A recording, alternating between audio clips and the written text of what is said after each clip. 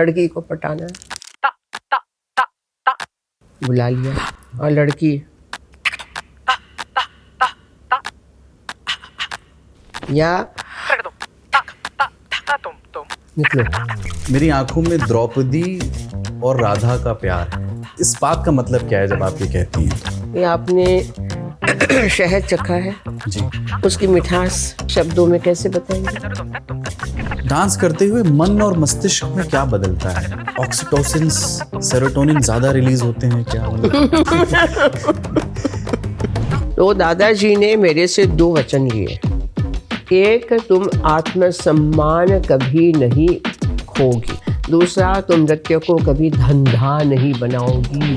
दिल्ली पहली बार कार्यक्रम देने आई 1964 में, लेकिन मुरारजी काका उस दिन थे नहीं दिल्ली में। दूसरे दिन आए, उन्होंने सुना, मुझे बुलाया। पब्लिक में करना नहीं चाहिए, अपने आप करो, घर में करो। मैंने कहा तो आप पब्लिक में भाषण क्यों देते हैं, घर में दीजिए। तो उन्होंने दादाजी को फ़ोन लगाया, सोनल ऐसे बोल रही है। दादाजी ने कहा तुमने क्या कहा था? बोले मैंने ये कहा था। क्यों कहा? दादाजी ने उनको डांटा। किसी ने कहा है आपको कि किसी कुछ खास मौकों पे थोड़ी इंटिमिडेट भी कर सकती हैं किसी को? कभी कभी कॉन्शियस ही करना पड़ता है। चॉकलेट से प्रेम कैसे शुरू हुआ? मुझे लगता है कि चॉकलेट जिनको पसंद नहीं है उन पर मैं विश्वास नहीं कर सकती। कई लोग ये मानते हैं कि कला जो है वो सिर्फ कला के लिए होनी चाहिए जी, और कई लोग ये मानते हैं कि कला का भी अंतिम उद्देश्य राजनीति ही है। लेकिन ऐसा तो नहीं है कि कोई एजुकेशनिस्ट मिनिस्टर नहीं बना, ऐसा तो नहीं है कि कोई साइंटिस्ट राजनीति में नहीं आया। तो जब आर्टिस्ट की बात आती है तो कान क्यों खड़े हो जाते हैं? वैचारिक तौर पर क्या बीजेपी और आरएसएस की करीबी रही हैं? अटल जी के टाइम में मुझे चेयरमैन नियुक्त किया और वो भी डॉक्टर अब्दुल कलाम ने मुझे बुला के कहा कि मैंने नाम पूछे तो सबने कहा कि Sonal ji, Sonal ji, Sonal ji. He was the appointing authority as president of India. और जब हटाना था तो उन्होंने फिर मुझे बुलवाया, आप रिज़ाइन करेंगी क्या? मैंने कहा नो सर, मैंने कोई गलती नहीं की है, मैं रिज़ाइन नहीं करूँगी। सरकारी गज़ेट नोटिफिकेशन निकलता है कि Sonal Mansingh is remove. He wrote replaced. आपको पद्म भूषण मिला 2003 में, पद्म विभूषण, एक पद्म पुरस्कार रह गया। इमरजेंसी हमने मना कर दिया। राष्ट्रपति वेंकटरामन जी ने बुलाया, where is your Padma award? तो मैंने कहा सर मिला नहीं तो मैं कैसे लिखूं? I will rectify this national mistake. बहुत लड़ी मैं। क्लासिकल संगीत या नृत्य को करियर के रूप में कैसे आगे बढ़ा सकते हैं और क्या इसमें इतना धन है कि जीवन यापन हो जाए? सॉरी यार। अभी लेके आए सेंसोडेंट के टूथ का करंट गॉन तो लाइफ का करंट ऑन। पहले डांस कर लीजिए और फिर सोचिए, यही एक नेचुरल ऑर्डर होना चाहिए, एक प्राकृतिक अनुक्रम, सीक्वेंस यही होना चाहिए। पहले डांस फिर सोचिए। सैमुअल बकेट ऐसा कहते थे। सभ्यता की जो प्राचीन कहानियां हैं या जो प्राचीन कहावतों के इशारे हैं, उसमें बार बार ये बात कही गई है कि अगर आप किसी को डांस करते हुए देखते हैं तो आप उसके मन की भाषा को पढ़ने की कोशिश करते हैं, क्योंकि वो जो भाषा है वो प्योरेस्ट फॉर्म ऑफ एक्सप्रेशन है। उसमें बनावट या मिलावट की गुंजाइश बहुत कम हो जाती है या ना के बराबर होती है। इसलिए कभी रीढ़ की हड्डी या उसके एक हिस्से में चोट लग जाए, टूट जाए, तब भी नृत्य करने की उम्मीद को मत तोड़ने देना, क्योंकि नियति या ज़िंदगी वो मौका आपको दोबारा देगी, वो अवसर दोबारा देगी। आज हम मन की इसी भाषा पर बात करेंगे जिसको नृत्य कहा गया है, और उसके साथ जुड़े हुए अन्य अनुभवों पर भी, क्योंकि टैलेंट ऑफ बैठकी में आज हमारी मेहमान हैं पद्म भूषण, पद्म विभूषण, दोनों ही प्रतिष्ठित पुरस्कारों से सम्मानित देश की सबसे मशहूर ओडिसी डांसर, भरतनाट्यम में भी जिनकी महारत है और जिनकी आंखें बहुत सुंदर हैं और जिन्हें चॉकलेट बहुत पसंद हैं, ऐसी सोनल मानसिंह जी। थैंक यू मैम, आपने समय दिया। धन्यवाद।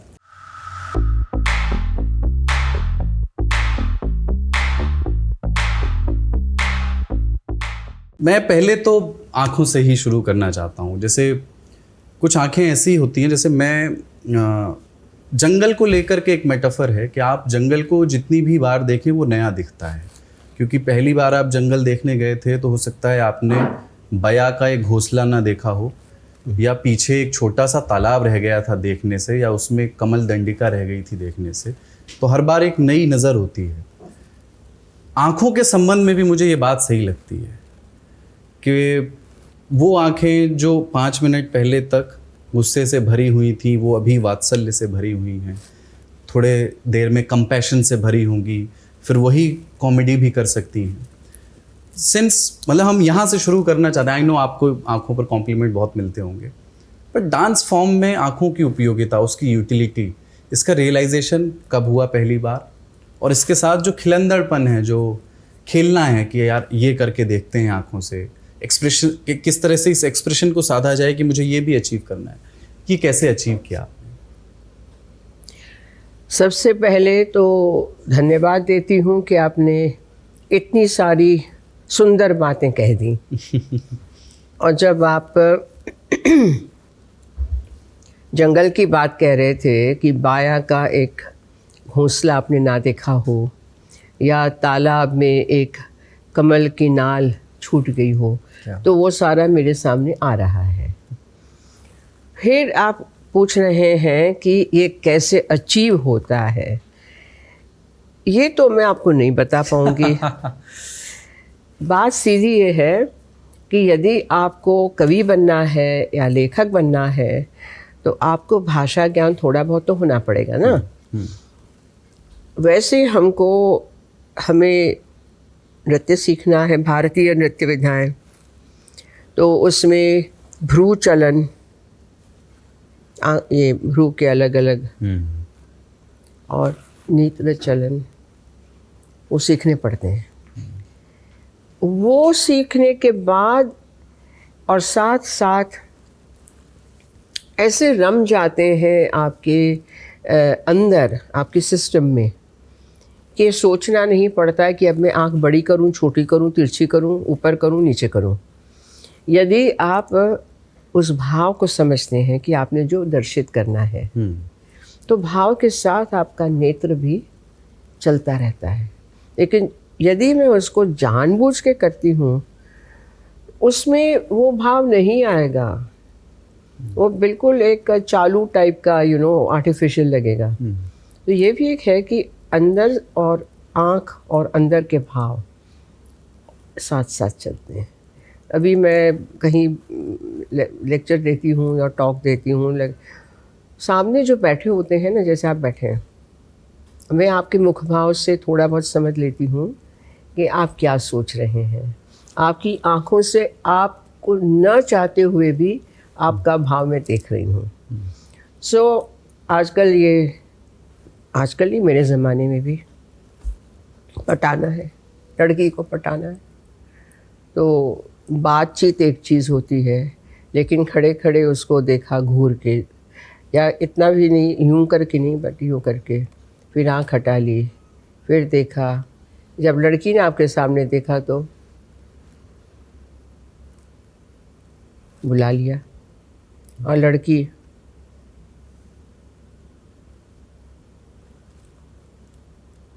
या निकलो। ये आँखों के इशारे जिनको कहते हैं, आँखों में इशारा हो गया, है ना। हम लोग ये इशारे हमारे चलते रहते हैं, लेकिन बहुत एक सोची समझी व्यवस्था के अनुरूप। यदि हमें दिखाना है पानी बह रहा है, तो मात्र ये करने से तो नहीं होगा, उसके साथ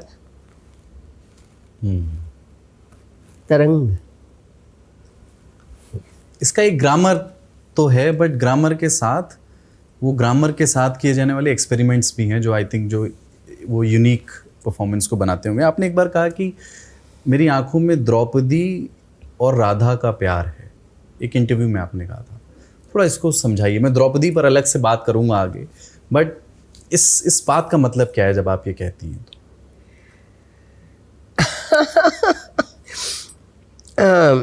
आप मुझे है ना बहुत ही एक उसमें डाल रहे हैं, चक्रव्यूह में। क्योंकि आप यदि कहेंगे कि राधा का प्रेम यशोदा के प्रेम से कैसे अलग है, सपोज आपने पूछा नहीं, लेकिन मैं अपनी तरफ से जी। कह रही हूँ। तो यशोदा का वात्सल्य है एक माँ का अपने बालक के प्रति, लेकिन राधा का प्रेम अलग है, प्रेमी का है, एक उछाल है दिल में, एक इतना बड़ा भाव है कि जिससे वो निकल नहीं पा रही और वो पहुंच जाता है। तो राधा का जो प्यार है वो उमड़ता आँखों से, यानी यूं निकलता है। पूरा गीत गोविंद भरा हुआ है उससे, पूरा श्रीमद् ये हमारे पुराण जो हैं भरे हुए हैं। तो राधा का जो प्यार है वो माधुर्य भाव है। माधुर्य हमारे 4 हैं प्रेम के, एक स्टेज कहते हैं जिनको, तब के पहलू। जी। वात्सल्य है माता पिता का बालक के प्रति, सख्य भाव है, सखा, फ्रेंडशिप, बडीज। तो जैसे अर्जुन और कृष्ण है, या द्रौपदी और कृष्ण है, और हमारे हैं दास्य, दासी मीरा जन्म जन्म की पड़ी तिहारो पाए। और माधुर्य है द पराकाष्ठा, उसमें 2 नहीं 1 है, और पूरा उसमें अंतरतम की उर्मियाँ भरी हुई हैं। सो ये जो प्रेम उछल उछल के निकलता है, तो राधा का जो प्रेम है माधुर्य से भरा हुआ है। अब वो एक चीज़ बता दूं, मैं आपको पूछूं, ये आपने शहद चखा है? शहद, जी। उसकी मिठास जी। शब्दों में कैसे बताएंगे?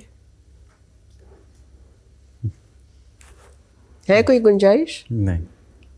वैसे राधा के प्रेम का माधुर्य जो है उसकी गुंजाइश नहीं, इसको शब्दों में वर्णित करें। ठीक। मैं कुछ हिस्सों को छूते हुए चल रहा हूँ और फिर ये रेफरेंसेस हमारी आगे की बातचीत में आएंगे। भरतनाट्यम, आपने मणिपुरी डांस सीखने से शुरुआत की थी, फिर प्राइमरीली फिर आपने भरतनाट्यम सीखा और उसके बाद फिर ओडिसी सीखा और उसमें महारत हासिल की। लेकिन सिर्फ अगर भरतनाट्यम और ओडिसी डांस फॉर्म के तौर पर दोनों में हम इतना तो जानते हैं, और जीके की किताबों में हमारे लिसनर्स व्यूअर्स ने भी ये बात सुनी है, जानी है कि एक तमिलनाडु का है और एक ओडिशा का है। लेकिन कोई थीमेटिक डिफरेंसेस हैं इनके बीच में? जैसे क्या ऐसा है कि इस तरह के मसलों के अराउंड ही भरतनाट्यम होता है और ओडिसी के जो विषय हैं वो स्पिरिचुअल ज़्यादा हैं, और उसमें मतलब वो एक बार तो मुझे मालूम नहीं, मैं इसलिए पूछ रहा हूँ। स्पिरिचुअल शब्द से मैं बहुत घबराती हूँ। अच्छा। लेकिन भरतनाट्यम दक्षिण में पनपा, आज आप तमिलनाडु कह रहे हैं, कर्नाटक में भी भरतनाट्यम है, और उनकी भाषा अलग है। उनके जो गीत हैं तमिल में है, तेलुगु में है, कन्नड़ में है, संस्कृत तो होता ही है। दूसरा कि भरतनाट्यम का जो व्याकरण है बहुत अलग है। हमारा शरीर वही है, 2 पाँव 2 हाथ, 1 धड़ 1 ये, लेकिन हम उसको किस तरीके से पलटते हैं, किस तरीके से उसका इस्तेमाल करते हैं। जब आप कहेंगे कि भरतनाट्यम एक बड़ा फलक है, एक तांजोर का बृहदीश्वर का जो मंदिर है, मैजेस्टिक, ज्योमेट्रिक और ब्रॉड मूवमेंट्स। ओडिसी फिलिग्री, उसमें ये जो है अपर, वो अलग से, people find it very difficult. Hip movement तो कर लेते हैं, टॉइंग टॉइंग, लेकिन इसको उसकी वजह से भी जो एक लालित्य आता है, हवा में डोलती हुई लता, पानी में उठते हुए तरंग। तो वैसे ओडिसी की टेक्निक भी बहुत, व्याकरण बहुत ही गहरा है, उसमें बहुत पकड़ है, उसमें चौक भी है, त्रिभंग भी है। भरतनाट्यम में अपनी उसका व्याकरण है शरीर का। आप जब पूछेंगे विषय वस्तु, तो विषय वस्तु हमारे यहाँ एक ही है। हम दृष्टांत देते हैं, कि भाई आपने राधा कृष्ण की कहानी से क्या सीखा, नायक नायिका के भाव क्या हैं। आप वन उपवन का वर्णन करते हैं तो वृक्ष पे लता चढ़ी हुई है या फूल के ऊपर भंवरा है। मैं तो बहुत सिंपल बात कह रही हूँ जी। वैसे हमने समाज के काफ़ी जो अब आज भी चल रहे हैं इश्यूज़, उस पे आप कैसे उनको उतारते हैं जैसे कि आम आदमी को समझने में आसानी हो। मैं क्या कह रही हूँ, आते आते हमने यमुना नदी देखी। मैंने कहा ये आपकी यमुना नदी, यमुना मैया यमुनोत्री से निकली, हाल देखो।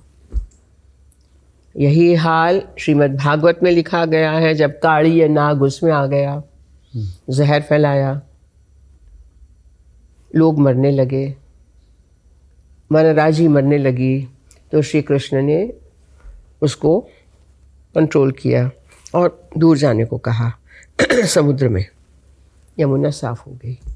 मैं हमेशा कहती हूँ कि आज की यमुना देखो, वही हाल है। श्रीमद् भागवत का वर्णन आबेहूब लागू होता है, लेकिन आज सरकार न सुप्रीम कोर्ट न आम आदमी, वो कृष्ण कहाँ है। तो ये प्रश्न जब पूछा जाता है तो ऑडियंस भौंचक्की रह जाती है। तो इस तरीके से नृत्य को आप किस तरीके से ढालते हैं, उसका उपयोग कैसे करते हैं, वो हर एक कलाकार के ऊपर है। उसकी विषय वस्तु में भी आप रेलेवेंट कॉन्टेम्प्रेरी इश्यूज को अकोमोडेट कर सकते हैं अपनी स्किल से। क्या ऐसा भी है कि इसी में एक सवाल कि क्या मान लीजिए एक एक्सप्रेशन है और दोनों डांस फॉर्म है, एक ही एक्सप्रेशन को दोनों डांस फॉर्म बहुत ही डिफरेंट तरीके से प्रदर्शित करेंगी, या एक सिमिलैरिटी है? मतलब एक बहुत स्टूपिड सा सवाल लग सकता है, लेमेंस का सवाल लग सकता है, लेकिन फ़र्ज़ करें कि नायिका गुस्से में है और भरतनाट्यम में आपको ये दिखाना है और ओडिसी में दिखाना है, तो वो क्या होता है कि मैंने ये ग्रामर तोड़ दिया ओडिसी का और मैं वहाँ भरतनाट्यम के तरीके से कर दिया, ऐसा कुछ है क्या? हो जाता है। हाँ। लेकिन वही ओडिसी की जो नज़ाकत है, हाँ। उसको बरकरार रखनी पड़ती है।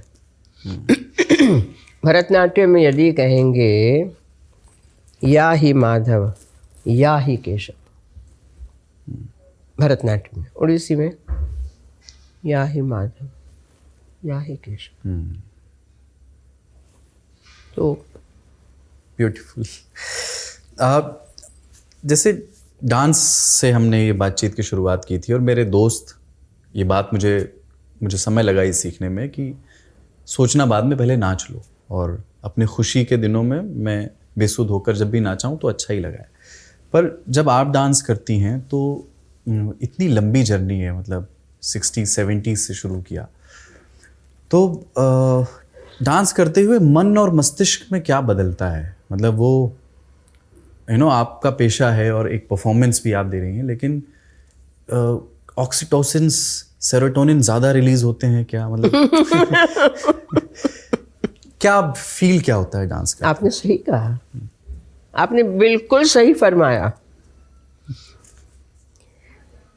ये जो आनंद है, वो अवस्था में जो आप पहुंचते हैं स्वयं जी, क्योंकि शरीर मन संवेदना सब एक साथ है।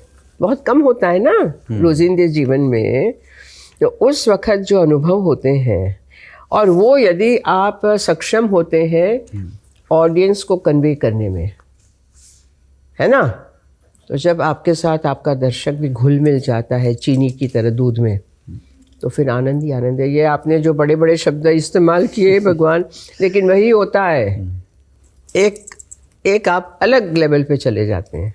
लेकिन ये भी नहीं कि हम बेसुध हो गए, no, you are fully aware and awakened. हाँ, वो आनंद समाधि ऐसी नहीं है कि आप खो गए, खोना नहीं है। ये बड़ी दुष्कर बात है, आप समझ लीजिए। आपने तो ऐसा सवाल पूछा है भाई, मान गए उस्ताद। थोड़ा बचपन में चलते हैं आपके। आपने परिवार के बारे में बताइए, मतलब क्या अमेजिंग परिवार। माता जी आपकी सोशल वर्कर रहीं, सापुतारा डांग में जो उन्होंने काम किया, डांग की दीदी वो कहलाईं। पद्म भूषण से सम्मानित आपकी माताजी भी रहीं, आप पद्म भूषण भी लेकर आईं और पद्म विभूषण भी। पिताजी भी आपके स्वतंत्रता सेनानी रहे। थोड़ा परिवार के बारे में बताइए आप। मैं दादाजी से शुरू करूंगी। जी पिताजी के पिताजी, जी जी। क्योंकि उन्हीं का नाम पकवासा, सोनल पकवासा, मंगलदास पकवासा एक ज़माने में बहुत प्रसिद्ध था। और वो सरदार पटेल के छोटे भाई के समान थे, गांधी जी के अनुयायी थे। एक ज़माने में उन्होंने मोहम्मद अली जिन्ना, भूलाभाई देसाई के साथ सॉलिसिटर के रूप में दे थ्री वर वर्किंग टुगेदर। आप सोचिए। हाँ, और ये भी हमने सुना कि दादाजी के साथ सिल्क शर्ट्स, ये वो वैभव था। 8 प्रॉपर्टीज़ थी बम्बई में, खंडाला में, लोनावला में। और जब गांधी जी आए, उनका सुना तो मिलने गए तो कहा कि वेलकम। ऐसे नहीं, दादाजी लॉयर थे ना, कैसे नहीं, मैं और जांच करूँगा। तो कहा आइए हम दांडी जा रहे हैं, जॉइन। दादाजी दांडी गए साथ में। अच्छा। और जब गांधी जी ने मुट्ठी उठाई, सरोजिनी नायडू भी थी, तो दादाजी खड़े थे। सरोजिनी नायडू ने अपैरेंटली कहा, क्यों पकवासा साहब, डर गया क्या? These are the words. तो उस वक़्त दादाजी ने मुट्ठी उठा ली और वहाँ से वो सैनिक आ रहे हैं, बेयोनेट्स, उसके बाद मुड़ के नहीं देखा। सारी संपत्ति उन्होंने देश को दे दी, गांधी जी के इसमें दे दी।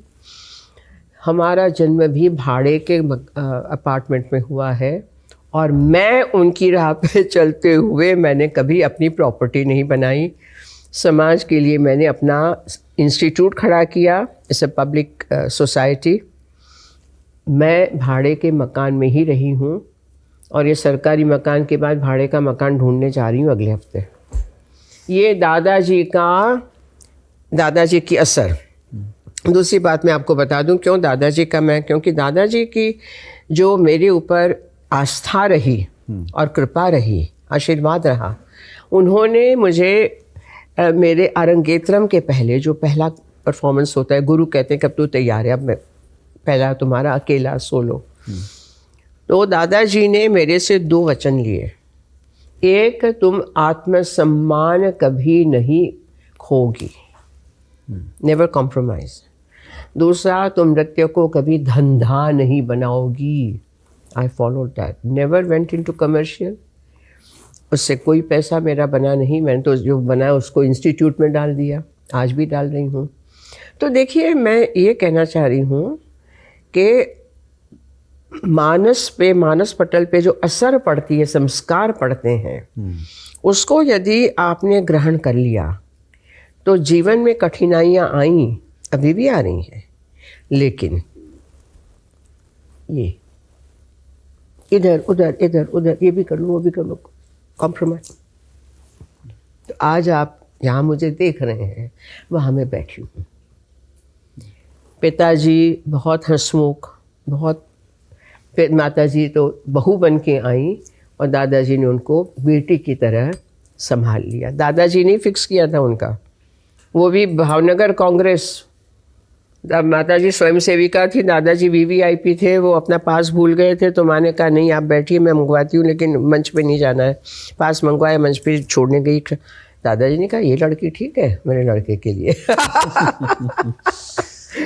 वो जैन घर की, ये हमारा वैष्णव। लेकिन तो आपने पूछा तो मैं इसलिए थोड़ा विस्तार से बता रही हूँ कि वहाँ से जो मुझे ये मिले, क्या मिले? संस्कार, आइडियाज़, कॉन्सेप्ट्स, जीवन कैसा होना चाहिए। आपने कर लिया तो कर दिया, कह दिया तो कह दिया, बोल दिया तो बोल दिया, फिर डगू मगू। अब ये, इसके लिए तो मैं परिवार को बहुत धन्यवाद देती हूँ। पिताजी भी आपके जो भारत के शुरुआती 5 राज्यपाल थे उनमें से दादाजी। दादाजी रहे। अच्छा, दादाजी राज्यपालों में से एक रहे। जी जी जी। और सबसे बड़ा उस वक्त सबसे बड़ा प्रोविंस था सेंट्रल प्रोविंसेस एंड बिरार। एक और दिलचस्प बात बता दूं, आपके दर्शकों को भी अच्छा लगेगा कि हम एकीकरण की बात करते हैं ना, सरदार पटेल ने। जी। बिरार जो था हिस्सा वो निज़ाम का पड़ता था, तो अंग्रेज़ों ने उसको सेंट्रल प्रोविंसेस में ले लिया था, एनेक्स किया था। जब ये बात चली एकीकरण की, दादाजी वॉज ऑलरेडी गवर्नर, हम लोग सब बच्चे वहाँ थे। सरदार ने कहा मैं निज़ाम वहाँ हैदराबाद नहीं जाऊँगा, साइन करना है ना इंस्ट्रूमेंट ऑफ एक्सेशन। निज़ाम ने कहा मैं दिल्ली नहीं जाऊँगा। मेरे दादाजी ने फ़ोन किया सरदार को कि नागपुर आइए, ये सेंट्रल है, नागपुर वॉज कैपिटल। निज़ाम को कहा, दोनों आ गए और वो इंस्ट्रूमेंट ऑफ एक्सेशन कागजात मेरी दादाजी की ऑफिस में साइन हुए। ओह, बीच का रास्ता नागपुर से हो गया। और निज़ाम ने दादाजी को सबसे पहले निज़ाम उल मुल्क, जिसको औरंगज़ेब ने भेजा था डेक्कन, उनकी तलवार प्रेजेंट की थी, ऐसा मुझे याद है। आपका जो बचपन था, मैं एक जगह पढ़ रहा था कि आप जब घर में बड़ी हो रही थी तो एक आपका कोट है, जब मैं बच्ची थी तब बड़े गुलाम अली खान साहब, एम.एस. सुब्बलक्ष्मी, बिस्मिल्लाह खान साहब, रुक्मणी देवी हमारे घर पर मेहमान के रूप में प्रस्तुतियां देते थे। मैंने मुरारजी काका और सरदार पटेल के साथ उनके प्रदर्शन देखे। सच मतलब मैं बहुत ही सौभाग्यशाली बचपन रहा आपका। ये सब लोग घर पे आना जाना था दादाजी की वजह से। नेचुरली। मुरारजी देसाई के साथ आपका जो मतलब आप मुरारजी काका कहती थी उनको किस तरह से याद करती हैं? क्योंकि उसमें ये भी बात है कि बाद में जब आप नृत्य करना चाहती थी, सिर्फ नृत्य, तो वो बहुत इसके पक्ष में नहीं थे शायद। सही पकड़े हैं। मुरारजी काका दादाजी से काफ़ी छोटे थे और दादाजी उनको पॉलिटिक्स में बुला के लाए। You know, he was a civil servant. Anyway, तो मुरारजी काका थोड़े से वो तो थे ही कड़क। बाद में जब वो फाइनेंस मिनिस्टर थे तो दिल्ली में हमें उनके घर में रहना पड़ा। जब मैं दिल्ली पहली बार कार्यक्रम देने आई 1964 में, सप्रू हाउस में था, कनॉट प्लेस में हुआ, जिसके बाद इंडियन एक्सप्रेस और तमाम अखबारों ने आपकी बहुत प्रशंसाएं छापी। लेकिन मुरारजी काका उस दिन थे नहीं दिल्ली में, वो कहीं साउथ। दूसरे दिन आए, उन्होंने सुना, मुझे बुलाया, एंड इन इस टिपिकल वे से स्कैम, यानी क्यों, कैसे है, पब्लिक में करना नहीं चाहिए, अपने आप करो, घर में करो, हम लोगों के लिए, जो भी कहा। और मैं थी थोड़ी सी चुलबुली। मैंने कहा तो आप पब्लिक में भाषण क्यों देते हैं, घर में दीजिए, कह के मैं निकल गई। उन्होंने उस समय क्या उम्र रही होगी आपकी? हाँ, मैं थी 1964 में एग्जैक्टली 20। तो उन्होंने दादाजी को फ़ोन लगाया, सोनल ऐसे बोल रही है। दादाजी ने कहा तुमने क्या कहा था? बोले मैंने ये कहा था। क्यों कहा? दादाजी ने उनको डांटा। और उसके पहले मतलब इस घटना से पहले हाँ, बम्बई में मुरारजी काका का आना जाना, हम लोगों का जाना आना सब रहता था। बड़े गुलाम अली खां का घर सामने था। मैं बम्बई की बात कर रही हूँ, जहाँ मैं पैदा हुई और पढ़ाई हुई। जी, सुबह 5 बजे उनकी रियाज की आवाज़ से हम लोग उठते थे और उनके यहाँ भी जाना, उनका आना। फिर दादाजी जब गवर्नर थे, बाद में बेंगलोर में भी और बम्बई में भी, तो इन सब के कॉन्सर्ट्स होते रहते थे। आपने एक बार कहा कि आपकी माता जी को ये मालूम था कि ये डांसर ही बनेगी। When she was pregnant. जी। उनको पता नहीं था उस वक़्त, ये टेस्ट नहीं करवाते थे कि लड़की होगा लड़का होगा। एक ऑलरेडी बेटी मेरी बड़ी बहन थी, तो उदय शंकर जी का प्रोग्राम देखने गए माता पिता, और मेरी माता जी ने बीच में कहा मेरे पिताजी से, बहुत सुंदर है, अब जो भी होगा मैं चाहती हूँ कि वो डांस करे। उसके बाद मेरा जन्म हुआ तो मैं क्या करती, करना ही पड़ा। 1964 वाले कार्यक्रम की बात करते हैं। सप्रू हाउस कनॉट प्लेस में कार्यक्रम था और स्टेट्समैन ने लिखा कि a dancer of exquisite grace with remarkable liquidity and spontaneity of movements. आपको याद है और बाकी अखबारों ने क्या क्या लिखा था? उस शाम या दोपहर जो भी थी वो उसमें ले जाइए कि वो ठीक स्टेज पर आने से पहले क्या भाव थे आपके मन में? कोई अभी कैसे याद करूं, 1964 से अभी 2024 कितने पहली वर्ष बड़ी हो गए? परफॉर्मेंस वही थी, हाँ है ना? पहली बड़ी परफॉर्मेंस वही थी तो नहीं, उससे बड़ी तो बम्बई में हो चुकी थी, बेंगलोर में हो चुकी थी, दिल्ली में पहली बार दिल्ली में पहली थी। मुझे लगता है कि उस वक्त जो एक मंच पर जाने का उत्साह और जो सीखा है उसको दिखाने का उत्साह, वही रहा होगा। लेकिन बहुत शांति से मैं करती थी, मेरे साथ कोई माँ बाप भाई बहन कोई नहीं होते थे, अकेली। और संगीतकार सीखने के लिए ही 18 साल की उम्र में घर छोड़ा था और फिर पुलिस में एफआईआर भी करा दी गई थी कि कहाँ गई है लड़की। हुआ था ऐसा? क्या है वो किस्सा? बीए कर लिया था और उसके तुरंत रिजल्ट के बाद दादाजी माताजी पिताजी कि अब क्या करेगी, क्या करना चाहती है। जर्मन किया है, जर्मन स्कॉलरशिप मिल रही, जर्मनी जा सकती हो। फिर पिताजी ने आईएएस करो, आईएफएस करो। दादाजी ने कहा लॉयर बनो मेरी तरह, और सबको ना बोलते हुए आखिर में दादाजी ने पूछा कि तो बताओ। तो मेरे मुंह से निकला, मेरे अंदर गट से निकला कि मारे डांस सज करवो छे, मुझे मात्र नृत्य ही करना है। और हाँ वो भी कर लेना, माँ ने कहा। और वैसे तो शादी के बड़े प्रपोजल्स आ रहे थे बड़े बड़े घरों से, वो भी कर लेना। मैंने कहा वो भी नहीं, वो ही। 2 दिन तो किसी ने बात नहीं की मेरे साथ। तीसरे दिन मैंने अपने स्कॉलरशिप के पैसे जुटाए और टिकट खरीदा विक्टोरिया टर्मिनस स्टेशन पे, और ट्रेन में चढ़ के निकल गई। अपनी गर्ल गाइड की छोटी सी पेटी और बिस्तरा, होल्ड ऑल होता था, वो लेके निकल गई। कहाँ निकली? बेंगलोर, गुरुजी के पास। तो पूना में ब्रॉड गेज ख़त्म होती थी, रात को मीटर गेज में बैठी, बेंगलोर उतरी, रात को पैदल रिक्शा में उनके घर गई, ताला था, बैठी वहाँ पर। वो लोग फिल्म देखने गए थे, रात को वापस आए 9:30 9:30, कौन है ये? और फिर देखा, सोनल तू क्या कर रही है यहाँ पे? मैंने कहा मैं घर से भाग गई। As simple as that. फिर उन्होंने गुमशुदगी की एफआईआर करा दी, पर बाद में मालूम हो गया कि मेरे परिवार ने ना जी इन्होंने तार भेजा फिर कि ये हमारे पास है। लेकिन फिर आप लौटी नहीं घर? लौटी मिलने करने के लिए, लेकिन रहने के लिए नहीं। वो जो परफॉर्मेंस थी जिस दिल्ली की सप्रू हाउस वाली जिसका हम जिक्र कर रहे थे, उसी में आपकी पहली बार ललित मानसिंह जी से मुलाकात हुई? जी। वो किस्सा याद करेंगे?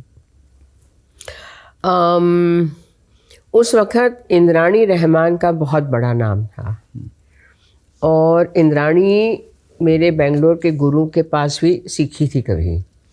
तो उन्होंने मुझे वहाँ देखा, तो उन्होंने यहाँ के ऑर्गेनाइज़र को बताया, तो मुझे बुलाया।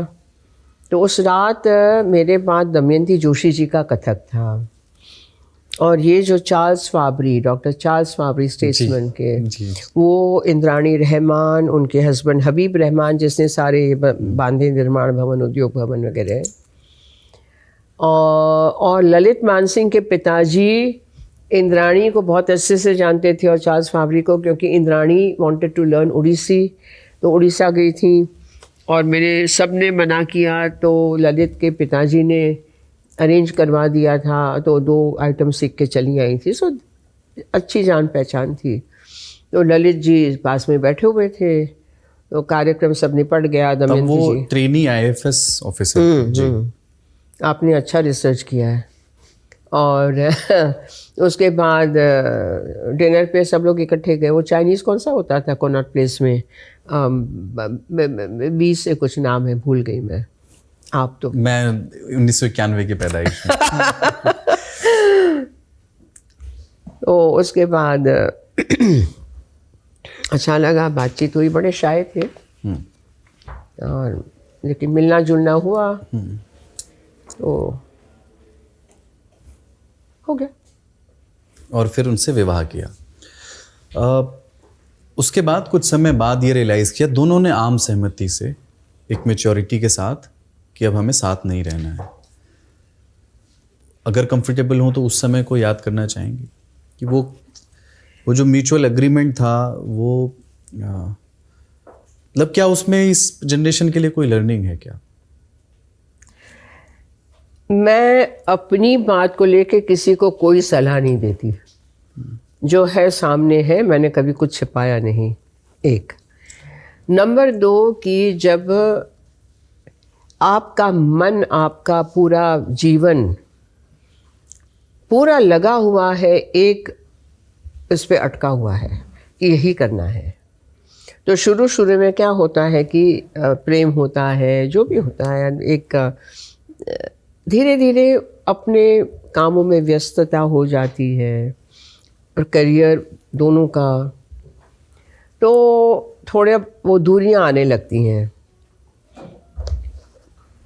उन दूरियों को समझते हुए संघर्ष यदि होता है, ऐसा मैं नहीं कहूँगी नहीं होता है, बिल्कुल होता है, लेकिन संघर्ष से कैसे बाहर निकला जाए कि आप खुश रहें, मैं अपने काम में खुश रहूं और किसी तरीके का मन मुटाव ना रहे। तो हमने तो म्यूचुअल एग्रीमेंट से हो गया। और कोई स्पाउसल सपोर्ट भी नहीं आपने मांगा उनसे, कोई भत्ता? नहीं, सपोर्ट हमेशा भगवती का रहा और जगन्नाथ के सामने आके मैंने कहा अब जो भी होगा देखा जाएगा, तुम्हारे सर पे है, तुम जानो, मैं नहीं जानती।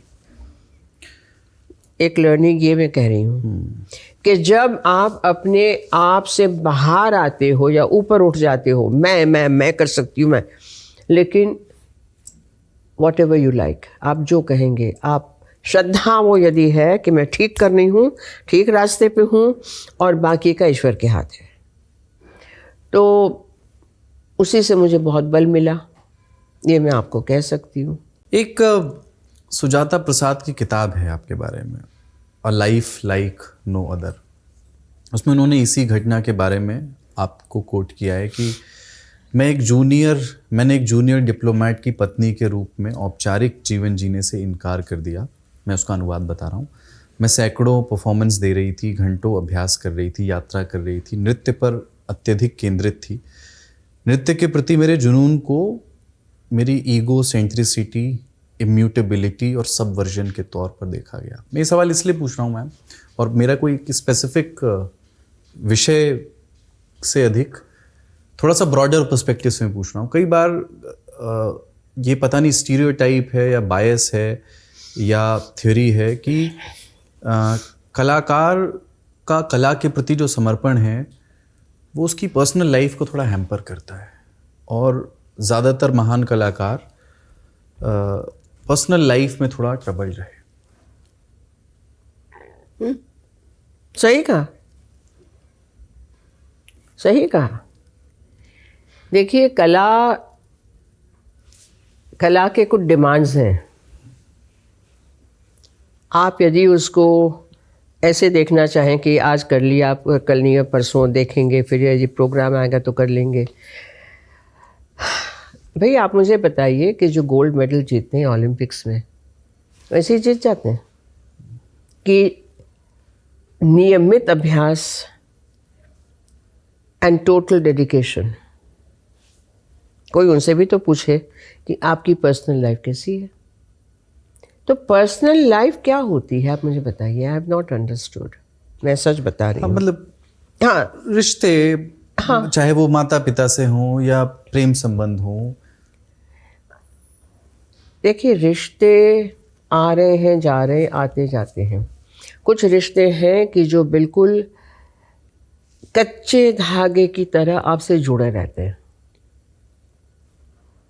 कुछ रिश्ते हैं जो मिट्टी का मटका है, जो तपा नहीं है, टूट जाता है, क्रैक हो जाता है। तो तप तप के जो रिश्ते बन जाते हैं वो नहीं टूटते। नंबर 2 कि यहाँ दोनों का मान सम्मान तिरोहित होता है मित्रता में। जितना मैं आपको एक्सेप्ट करती हूँ विथ ऑल योर, आपकी जो भी खूबियाँ हैं या जो भी कमियाँ हैं, आप मुझे भी उसी तरीके से यदि लेते हैं तो बराबर रहता है। लेकिन यदि हम ये चाहें कि ये भी करूं और वो भी करूं और वो भी करूं तो मुश्किल होता है, मुश्किल होता है। या तो आप कला साधना कीजिए, उसके साथ यदि आपके पास ऐसा व्यक्ति है जो उसको मानता है और मानने के उपरांत आपके साथ चलता है तो बढ़िया है। इसके बाद आपका ओडिसी का प्रशिक्षण शुरू हुआ। जो आपके गुरु हैं केलुचरण महापात्रा जी, जो भारत में ओडिसी डांस फॉर्म को पुनर्जीवित करने वाले 4-5 बड़े लोगों में शामिल है। उनसे मुलाकात की कहानी, और अभी तक आप भरतनाट्यम कर रही थी, यहाँ से ओडिसी में शुरू हुआ, वो अगर आप बताएं। वो ये जिनीवा में थे ललित, और निर्बंध कहते हैं जो एंगेजमेंट, उसके लिए कटक ले गए मेरे पिताजी। और मेरे पिताजी ने वो एटलस खोल के देखा कि कटक है कहाँ, बम्बई वाले लोग उन दिनों। अब वहाँ पे वो तो मुझे छोड़ के चले गए 2 दिन में। और तीसरे दिन डॉक्टर मायाधर मान सिंह जी ने कहा कि अब तुम उड़िया बहू बनने वाली हो। उनके पिताजी ललित मान सिंह ललित के पिताजी बहुत प्रातस्मरणीय, और तुम भरतनाट्यम की इतनी बड़ी स्टार हो, अब तुम ओडिसी सीखो। तो मुझे ले गए वहाँ के बड़े इंस्टीट्यूट में, और केड़ू बाबू को कहा कि केड़ू ए सोनल मोर बहू तुम्हें सिखाइबो, इतना ही तो मेरी बहू सिखाओगे। थोड़ा 10-12 दिन, लेकिन क्या है कि एक तैयारी मानसिक और शारीरिक कितनी है कि you can absorb. Body intelligence जिसको कहते हैं कि शरीर समझता है कि यहाँ पे लोच आना है, यहाँ पे कड़क होना है, यहाँ पे ये करना है, तो यहाँ पे ये करना है। उसके बाद हम जिनीवा गए, वहाँ पे विवाह हुआ। 2 वर्षों में भरतनाट्यम भी किया, ओडिसी की वो 2 आइटम भी की। आने के बाद में चली गई वापस कटक, वहाँ पे सीखा और सीखा। तो उन 5 वर्षों में मेरा ख्याल है कि मेरे लिए लगभग 7, 8, 10 विशेष वो बने नृत्य, वो आज भी चल रहे हैं। लेकिन उसके बाद फिर जब हमारा विच्छेद हुआ ललित जी का और मेरा, तो गुरु जी ने भी ठीक समझा कि अब वो मैं नहीं सिखाऊंगा। तो बाहर कर दिया बुरी तरीके से। ठीक है, गुरु है। लात मारी थी। कलाकार मतलब अपने गुरुओं के प्रति हमेशा प्रतिबद्ध रहते हैं और सम्मान से नाम लेते हैं, बट जीवन बहुत सारी आयरनीज और पैराडॉक्सिकल है। मतलब अब मैं सोचता हूँ अब कि मैं आपकी जगह होता तो मैं अपने गुरु के बारे में कैसी राय रखता। आप इस तरह के डिस्कोर्स में कभी आपका जहन जाता है कि वो गुरु अच्छे थे कि नहीं थे? नहीं।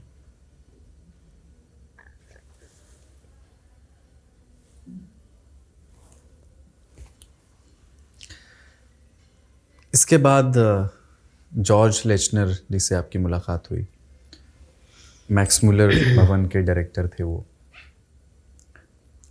उनसे प्रेम हुआ?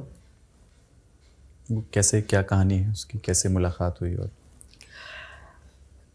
1972 में म्यूनिक ओलंपिक्स होने वाली थी, जी तो उनको कुछ भारतीय नृत्यकारों के फ़ोटो चाहिए थे, जो भी था। मुझे पूछा, और गुरुजी उस वक़्त थे मेरे साथ, केड़ू बाबू। जो मुझे याद है कि त्रिवेणी का जो ओपन एयर थिएटर है, वहाँ पे वो फ़ोटोज़ लिए गए, जर्मन फोटोग्राफर्स 2-3 आए थे। उसके बाद मुझे पूछा कि आप करना चाहेंगी क्या वहाँ, और एक टूर बड़ी अरेंज करते हैं। तो हम गए। उसके दरमियान हमारा तो विच्छेद ललित जी से हो ही गया था, चल रहा था केस, हो गया अब। और बहुत, देखिए मैं एक बात आपसे कह दूं, आपके बिना पूछे, कि जो आपके दर्शकों को भी शायद इंटरेस्टिंग लगेंगी, कि प्रत्येक व्यक्ति से हमें कुछ न कुछ सीखने को मिलता है। प्रत्येक संबंध से कुछ न कुछ आपको एक ऐसी चीज़ें मिलती हैं मूल्यवान, कि जो आपके जीवन को और ये करती हैं, उदात्त बनाती हैं। बाकी छिद्र देखना तो आम बात है, किन में नहीं है। श्री कृष्ण के भी छिद्र देखे गए, लेकिन जो अच्छी बातें हुई, जिनकी वजह से उड़ीसी में सीखी, जिनकी वजह से मुझे यूरोपियन कल्चर जो है, कि बाख, बेथोवन, मोत्सार्ट, शोपेन, क्लासिकल बैले, ये सारे का अनुभव मिला, फर्स्ट हैंड अनुभव मिला, और तरह तरह के लोगों से मुलाकातें हुई। तो वो सारी बातें ग्रहण करने के बाद मुझे लगा कि मेरा जीवन बहुत ही ज़्यादा एनरिच्ड हो गया, ये मैं कहूँगी, कहना पड़ेगा। ठीक है, बात सगाई से आगे नहीं बढ़ी, जो भी कारण है, लेकिन आपने एक इंटरव्यू में बात कही कि किस सगाई के बारे में? नहीं, उस सगाई के बारे में नहीं, उनके साथ, जॉर्ज लेचनर के साथ सगाई हुई? शादी हुई, शादी भी हुई? हाँ, मॉन्ट्रियल में। अच्छा। 1975 में। लेकिन फिर आपने एक इंटरव्यू में कहा कि मैंने उस पारिवारिक जीवन को जीकर देखा, और जो लोग उसमें फंस के रहना चाहते हैं उन्हें मुबारक हो, लेकिन मुझे लगा कि मैं इसके लिए नहीं बनी हूँ, घर परिवार मेरे लिए नहीं है। ये फिर से सोनल मानसिंह के भीतर का आर्टिस्ट कह रहा था। देखिए, सच्चाई, जब आपका दिल सच्चाई कहता है ना, तो उसको मान लेना चाहिए, उस आवाज़ को नकारनी नहीं चाहिए। और जब जब मैंने नकारी, तब तब गलतियां हुई। जब जब उस आवाज़ को पहचाना, और चाहे वो कष्टदायक था, लेकिन उस पे चली तो ठीक रहा। जर्मनी में कार एक्सीडेंट हुआ, उसकी बात करते हैं। 24 अगस्त 1974 वो डेट थी, और आप और जॉर्ज कार से जा रहे थे। उस एक्सीडेंट से बहुत चीज़ें फिर आगे तय होती हैं, और उसमें फिर मैं पंचकन्याओं पर भी आऊँगा। पर वो एक्सीडेंट याद है भी आपको कि? हाँ, वो कहाँ भूलता है। भूलता नहीं है। वो बीटल फोक्सवैगन, उस वक्त सेफ्टी बेल्ट नहीं, उसकी डिक्की आगे। अब आप एक रात के लिए दोस्तों के यहाँ गए हैं, तो नेचुरली कुछ सामान नहीं है, इंजन पीछे है, तो it's a very imbalance thing. और रात को जब लौट रहे हैं, तो हल्की बारिश हो रही है, बहुत ही दोनों तरफ जंगल है, एक हिरन कूद गया, तो ब्रेक लग गई, तो गाड़ी 3 बार पलटी, और मैं बाहर फेंकी गई। तो उसमें रीढ़ की हड्डी टूटी, हड्डी यानी वो 12 वर्टेब्रा, 12वीं जो है ना, पूरी चूर हो गई, 4-5 पसलियाँ टूट गई, ये पॉलर बोन सब टूट गए, और पता नहीं क्या। तो ये हुआ। और फिर मैं हमेशा मानती हूँ कि यदि आपको कोई मिशन दिया गया, जीवन में कुछ करना है और हर एक को दिया गया है, यदि वो आप समझ लें तो आप जीत गए, यदि आपने नहीं समझा तो आप जीते रहे, आप करते रहो जो भी है, इधर उधर घूमते रहो। तो ये मिशन मेरा बाकी था। नृत्य के द्वारा समाज सेवा, कला सेवा, आनंद देना, बांटना, ये बाकी था। तो फिर देवदूत की तरह हमारे कायरोप्रैक्टर आए। $1 नहीं लिया, $1 नहीं। आप सोचिए, आज लोग सोच नहीं पाएंगे। 11 महीने में उन्होंने, जर्मन डॉक्टर ने जो कहा था कि ये 2 वर्ष के बाद शायद चलेगी नॉर्मली, नृत्य तो कभी नहीं कर पाएगी, उनको झूठा ठहराया। ऐसे उसने मुझे मेरी ट्रीटमेंट की। क्या नाम था उनका? डॉक्टर पियर ग्रावेल, ये Franco Canadian, French Canadian, Montreal में। फिर उनको 84 में मैं ले आई उनकी वाइफ के साथ, राष्ट्रपति से मिलवाया, प्रधानमंत्री से मिलवाया, उनका पब्लिक लेक्चर रखा। और doctor Dave, I think AIIMS के कायरोप्रैक्टर उस वक़्त के, हमारे यहाँ अभी भी आज वो इट्स नॉट, वो पॉपुलर नहीं है, होना चाहिए मेरा ख्याल में। और टेलीविज़न में इंटरव्यू किए तो लोगों की कतार लग गई IIC में जहाँ ठहरे थे। काफ़ी लोग मॉन्ट्रियल गए अपने केस लेकर, काफ़ी लोगों को उन्होंने यहीं पे सलाह दे दी। तो बहुत, यानी आगे चला काम। और आप मानेंगे नहीं कि मुझे वर्षों तक ये आते रहे कि आप आके हाथ फेर दीजिए गंगाराम अस्पताल में, एम्स में, यहाँ वहाँ, बस आप आइए, आपके दर्शन से ठीक हो जाएंगे।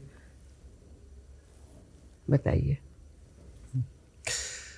पर इसमें एक योगदान आप मानती हैं कि पंच कन्याओं का भी है। फिजियोथेरेपी के दौरान आपने जो शक्ति प्राप्त की, आपने ये कहा है, उसमें पंच कन्याओं का भी योगदान था। एक बार थोड़ा हमें बताइए कि ये पंच कन्याएं कौन है? ये पंच कन्याओं का पंच जी, या पहले तो आप मुझे बताएं कि कन्या शब्द का अर्थ क्या होता है, बताएं।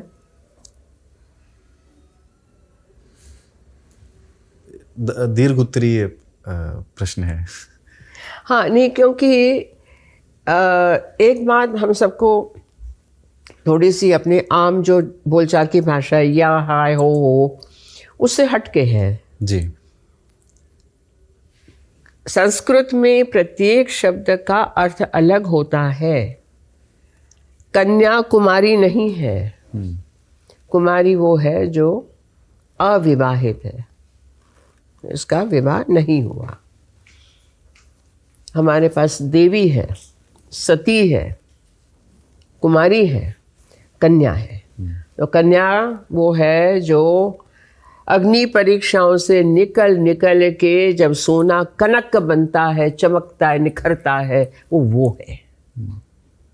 तो ये पंचकन्याओं के रामायण और महाभारत से नाम लिए गए हैं और सभी विवाहित थीं।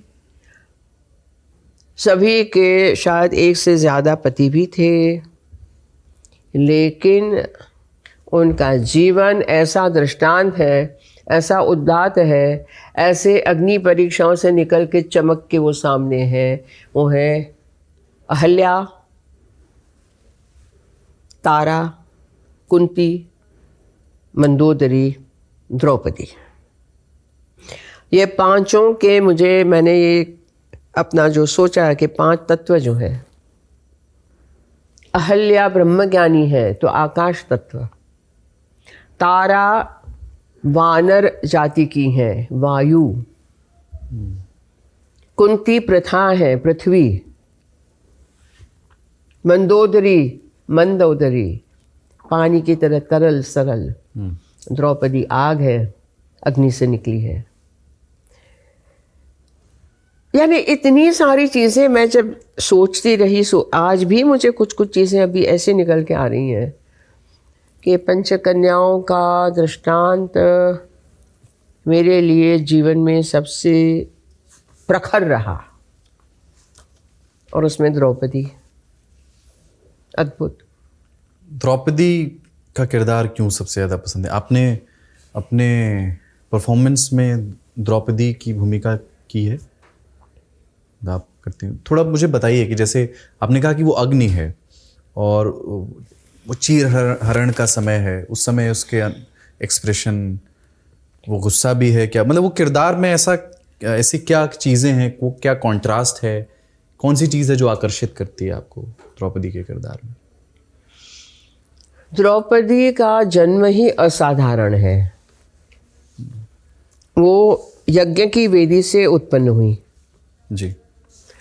पूरी षोडशी 16 वर्ष की। उनका नाम दिया गया कृष्णा, इनका गिवन नेम जैसे मेरा सोनल है, उनका कृष्णा है, क्योंकि शी वॉज ऑल्सो कृष्ण की तरह। उनका श्याम रंग था, लेकिन मैं आपको बताऊं, जब मैं इन चीज़ों के बारे में सोचती हूँ, आप मुझे उकसा रहे हैं बार बार, तो मैं बोलूँगी मेरे पास बहुत समय है। कि जब आप अग्नि की लपटों को देखते हैं तो आपको कहीं नीला श्याम भी दिखाई देता है उन लपटों में। तो जिसको कहते हैं ना तप्त कांचन जैसा रंग, स्वर्णी। और याज्ञसेनी है, यज्ञ की अग्नि से निकली हैं। अब अग्नि से जो निकलता है तो आप ये सोचिए कि उसके चरित्र में अग्नि तो है ही है। उनके लंबे घुंघराले केश, जिसको पकड़ के दुशासन उसको खींच के लाया था। उनका सौंदर्य इतना अद्भुत कि भल भले इंक्लूडिंग कर्ण उस पे न्यौछावर थे, लेकिन उनका अपना चरित्र ऐसा था कि 5 पांडवों को मुट्ठी में बांध के, यानी 5 पांडव 5 उंगलियां, द्रौपदी इस मुट्ठी इकट्ठा रखा। और कैसे उन्होंने त्याग किए, कहाँ महारानी से जंगल में वनवास और फिर अज्ञातवास, उसमें कितना अपमान सहना पड़ा। जब आप एक दासी बन गई, सैरंध्री, केश कलाप बना रही महारानी का, ये सारा सहन करते करते, और आपने पहले पूछा कि जब उसका वस्त्र खींचा जा रहा है जी।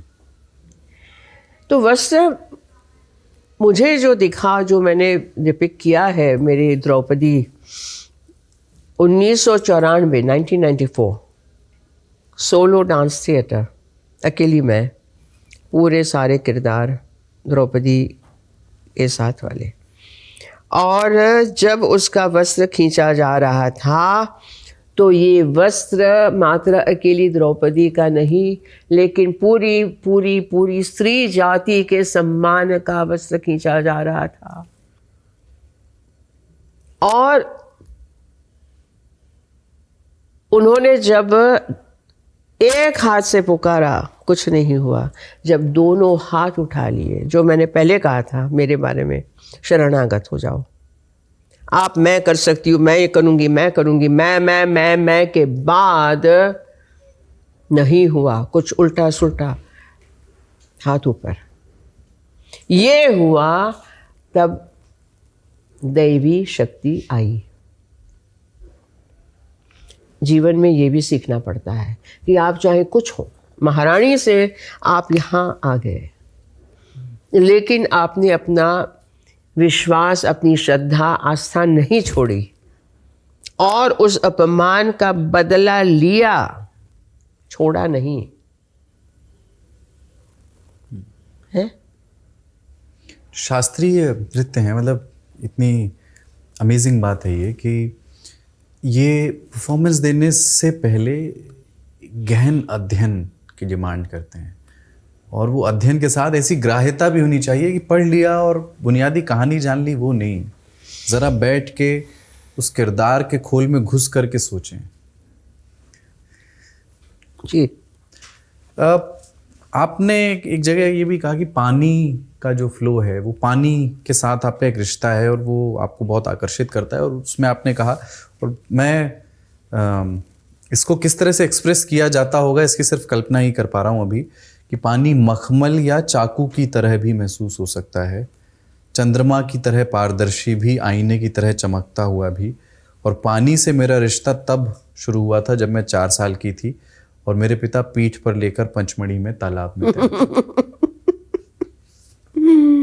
तो वो जब भी आपने अपने परफॉर्मेंसेस में पानी किया होगा तो उसमें कुछ योगदान अपनी स्मृतियों का भी होगा, मतलब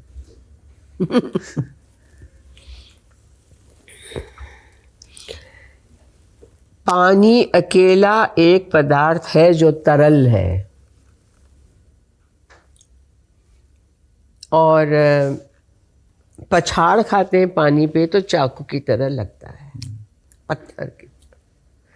यदि आप पानी को मित्र मानते हैं, पानी को माँ मानते हैं, उनकी गोद में आप जाते हैं तो मखमल की तरह गहराइयों में जाते हैं, थोड़ा डुबकी लगा के, तो पानी का जो वो रंग है चंद्रमा की तरह, रंग है नहीं भी है, उसमें आप खो जाते हैं और छोड़ देते हैं अपने आप को पानी की सतह पे। तो पानी आपको उठा के रखता है। स्ट्रगल नहीं करते हैं तो, स्ट्रगल करते हैं तो पानी कहता है आ जाओ, दिखाओ, वो भी करना है टू बिकम स्ट्रॉन्ग। तो पानी का जो वो है कैरेक्टर मेरे लिए बहुत ही अहम रहा। मैं भी वेग भी है, मैं भी पानी की तरह हूँ, तरल हूँ, सरल हूँ, लेकिन कड़क भी हो सकती हूँ। आपको अनुभव है? जी।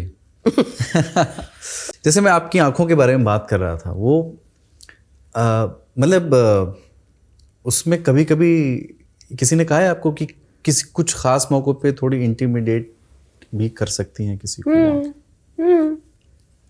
हाँ। तो मतलब वो कॉन्शियस एफर्ट है कोई ऐसा, या? हाँ, कभी कभी कॉन्शियसली करना पड़ता है। आप जब नृत्य नहीं करती हैं तब क्या करती हैं? किताबें? ये अजीब बात है, नृत्य नहीं करती हूँ यानी क्या खड़े होके ताते ही देता हमेशा करना नहीं आवश्यक नहीं है। अभ्यास जब नहीं करती हैं, हाँ ये कहो। हाँ, अभ्यास जब नहीं करती हैं घर पर, तो उन दिनों में आपको क्या करना पसंद है, मतलब उस समय में? बहुत कुछ, कभी यानी अलग अलग जीवन के आयामों में अलग अलग, ज़्यादातर पढ़ना, ज़्यादातर अपने हाथ से, मैं अपने हाथ से लिखती हूँ। मेरे लेख वगैरह जो होते हैं ये मुझे अभी तक नहीं आता है। कंप्यूटर पर टाइप करना नहीं? ना, मुझे नहीं सीखना। मेरी उंगलियों के ये जो है ना, ये बहुत ही सेंसिटिव है, मुझे मशीन पे मार मार के उसको नहीं करना। एंड ऑल्सो जब मैं लिखती हूँ तो मेरे मन के विचार बिल्कुल ये फ्लो करते हैं। तो पढ़ती हूँ, लिखती हूँ, मित्रों के साथ मिलती हूँ, बाहर जाती हूँ, पेड़ को देखती हूँ। आज मैं सुबह जब एकदम से बारिश हुई, मैं तैयार हो रही थी तो वो बंदर माँ और छोटा बच्चा आके घुस गए वो खिड़की लेज पे, और अंदर बत्ती थी, मैं तैयार हो रही थी तो मैं पास में गई और यूं यूं किया तो जाली के थ्रू वो बच्चे ने देखा, वो बच्चा माँ को कह रहा है और इट वाज सो स्वीट कि मुझे 10 मिनट वहीं पे खड़ी रह के मैं देख रही हूँ कि माँ ने बच्चे को कैसे समेटा, माँ ने बच्चे को ये करके वो निकालने लगी, फिर उसने भी देखा, फिर बच्चा आने की कोशिश करा। अब ये सारी चीज़ें हमारे नृत्य में भी काम में आती हैं। तो हमेशा मैं नृत्य नहीं करती हूँ, लेकिन जो जो देखती हूँ, I am a good observer, I am a very good observer, I absorb a lot, और उससे मेरा मन बनता है, मेरे विचार बनते हैं, कहीं कहीं आगे की राह दिख जाती है।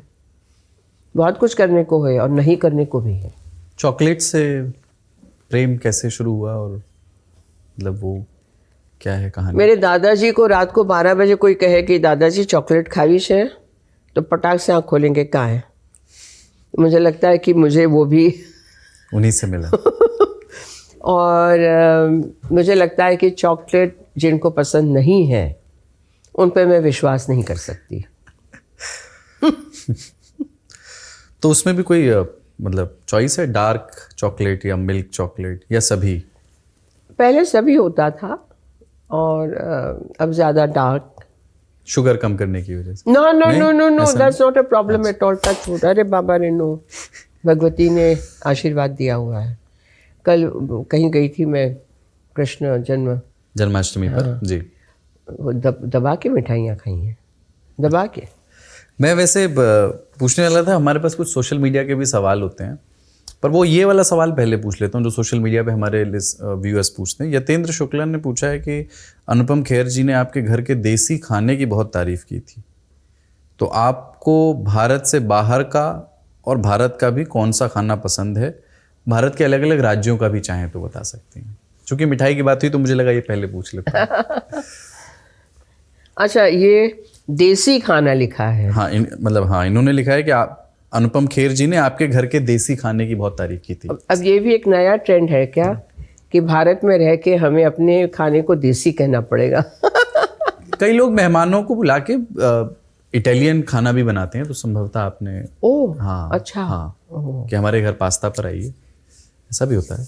मुझे किसी ने ऐसे नहीं बुलाया, लेकिन एनीवे हाँ, नहीं मुझे भोजन बहुत अच्छा लगता है। एक चीज़, दो चीज़ नहीं अच्छी लगती है, जो ज़्यादा तला हुआ हो और ज़्यादा मिर्च मसाला हो, वो अच्छा लगता है? नहीं लगता। अच्छा, उसको छोड़ के सब अच्छा लगता है। उसमें गुजराती भोजन तो अद्भुत है। उड़िया खाना दिल्ली में लोगों को नहीं पता है, बहुत सुंदर होता है, यानी very balance and very delicious.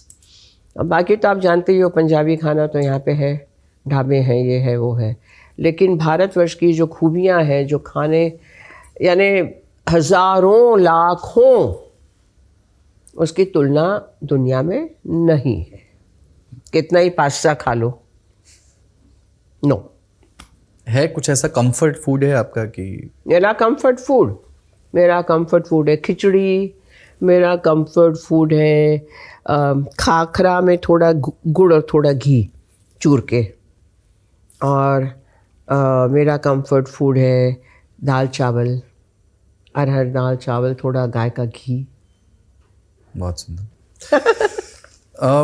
ये सवाल हो सकता है पहले भी आपसे पूछा गया हो। 92 में आपको पद्म भूषण मिला, 2003 में पद्म विभूषण, एक पद्म पुरस्कार रह गया जो उससे पहले मिलना चाहिए था, कई लोग ये मानते होंगे, पद्मश्री।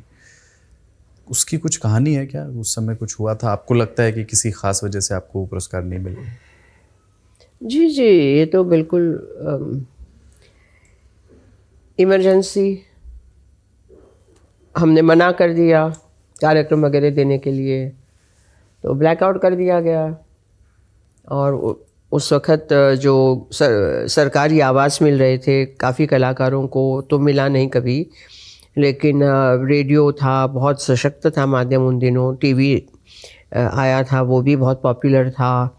सरकारी उत्सव थे, तरह तरह के कार्यक्रम होते थे, सब में से आउट। ये चलता रहा और तब, और हम कभी बोले नहीं। तो जब समय आया, सही समय आता है, सही वक्त पर सब होता है, तो राष्ट्रपति वेंकटरामन जी ने बुलाया और सुना है, गोपाल कृष्ण गांधी जॉइंट सेक्रेटरी थे, उन्होंने बताया कि सर इनको नहीं मिला है। जबकि मेरे से कई वर्ष छोटे डांसरों को मिल गया था पद्मश्री वगैरह। हमने कभी सोचा नहीं, वो पद्मश्री थे, हम सुश्री थे। तो कहा कि भाई बायोडेटा लाई हो। मैंने कहा आपको तो सब पता है, आप तो इतने वर्ष। नहीं कहा 2 पन्ने का कुछ होगा उन दिनों। कौन? कहा कि you are forgetting something, where is your Padma award? तो मैंने कहा सर मिला नहीं तो मैं कैसे लिखूं? तो उन्होंने जो एक वाक्य कहा वो हर जगह कोट हो रहा है, लेकिन वो वाक्य कुछ बातें, जैसे मेरे दादाजी को दिए हुए 2 वचन, ऐसी बातें ना पत्थर पे लकीर की तरह जड़ी होती हैं। तो उन्होंने कहा कि I will rectify this national mistake. मुझे याद है कि मैं खड़ी हो गई, आंखों से आंसू बह रहे हैं। भारत के राष्ट्रपति का ये कहना बहुत बड़ी बात थी। उसके बाद उन्होंने पद्म भूषण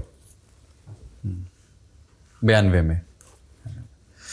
अब 2-3 चीज़ें और हैं, जैसे 1993 में शिकागो में एक कार्यक्रम था स्वामी विवेकानंद की 100वीं शती पर, और कई और कलाकार जा रहे थे, सबको वीज़ा मिला पर आपको नहीं मिला। ऐसे ही एक और उदाहरण है, संगीत नाटक अकादमी के पद से आपको हटा दिया गया, जिसमें आपने ऐसा कहा कि जो लेफ्टिस्ट लॉबी सक्रिय थी उसने दबाव बनाया उस समय की यूपीए गवर्नमेंट। जी बिल्कुल। 1993 का एक मैं छोटा सा वो कर दूं कि अनूप जलोटा जी, हरि प्रसाद चौरासिया जी और अनुराधा पौडवाल जी जा रहे थे, और शत्रुघ्न सिन्हा एमसी थे।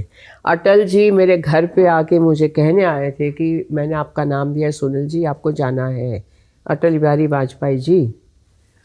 और मैंने कहा आपने कहा है तो जाऊंगी। मेरे पास 5 वर्ष का वीज़ा था। मेरे संगीतकारों को लाइन में 3 दिन लगा के रखा नहीं दिया, और दूसरे दिन शाम को निकलना था। तो ये हुआ, और उनको छोड़ के वो लेके गई, लेकिन बाद में काफ़ी उस पर ऐसा क्यों करेगी कोई सरकार? नहीं, कोई सरकार तो नहीं। अर्जुन सिंह थे उस वक्त HRD मिनिस्टर, और इन सबको तो मैं खलती थी ना, बिकॉज ऑलरेडी मुझे बुलाया गया था मावलंकर हॉल में जब से ये खबर छपी कि ये सारे नाम जा रहे हैं विवेकानंद की शताब्दी से, तो और किसी को तो कुछ नहीं कहा गया। लेकिन कुलदीप नायर जी कुर्सी पे बैठे मावलंकर हॉल में, और वहाँ स्वामी अग्निवेश थी, और कैफी आज़मी थे, और सहमत वाले थे, और CP और CPM, और मुझे समन किया गया। मैं पीली काली टैक्सी में बैठ के गई, और मुझे स्टेज पे चढ़ाया और पूछा गया। यानी इट वॉज एन इंक्विजिशन। उस वक्त किसी ने वीडियो नहीं बनाया, मैं क्या बताऊं, 1993 की बात, कौन वीडियो बनाता था। लेकिन मैंने कहा कि मैं जाऊंगी, मैं क्यों ना जाऊं। मुझे कोई ब्रीफ नहीं दिया गया है कि आप इस पे करो उस पे करो। मैं कलाकार हूं, और भी जा रहे हैं, वाई आर यू गोइंग। सबने सोच रखा था कि ये तो हमारी लेफ्टिस्ट लॉबी की है। I don't know why they ever thought that. मेरी मित्रता सबसे थी, CPM के MPs के साथ भी थी, सोशलिस्ट लोगों के साथ भी थी। और मुझे स्वामी अग्निवेश ने ये पूछा कि आपको यदि हिटलर बुलाता तो आप जाती क्या? अभी तक मेरे, तो मैंने कहा था कि मैं जाती और कला के द्वारा उनका हृदय पलटा कर देती। खूब तालियां बजी, और भी लोग थे। मैं निकल गई बाहर, मैंने कहा कि ये तरीका नहीं है। उसके बाद मैं जब चली गई तो तब से तो यही हो गया पक्का कि भगवा है, ये सैफरन है।